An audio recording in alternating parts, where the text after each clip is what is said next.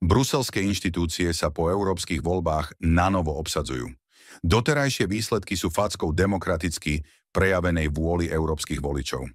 Zatiaľ, čo voliči dávali naprieč Európou najavo, že si prajú zmenu, ich vlády a bruselskí poslanci robia všetko preto, aby pokračovali v doterajšom kurze vojny, bruselskej centralizácie, korupcie, deštrukcie národných ekonomík a potláčania slobody prejavu.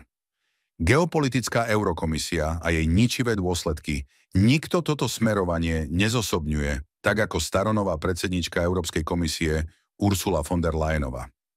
Zatiaľ, čo v skorších časoch sa komisia píšila svojou technokratickou nestrannosťou a svoje kompetencie ukradomky rozširovala na základe technických a právnych argumentov odkazujúcich na spoločný trh, za Leyenovej išli podobné nuancy bokom.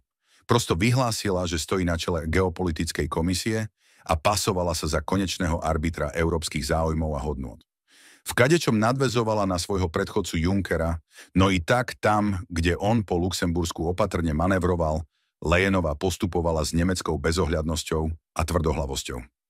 Výsledkom je Green Deal, ktorého ničivé vplyvy na hospodárstvo desia priemyselníkov a poľnohospodárov po celej Európe, vrátane jej Nemecka. Výsledkom boli nezmyselné nákupy covidových vakcín, očkovací teror, zbytočne minuté peniaze a oficiálne odsúdenie Leyenovej za netransparentnosť.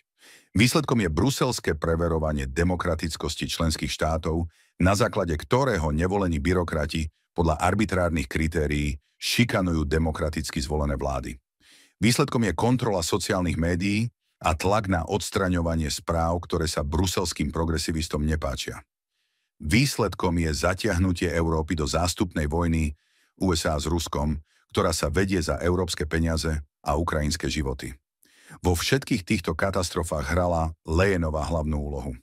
Európski voliči to dobre chápali, jej neobľúbenosť ukazoval jeden prieskum za druhým.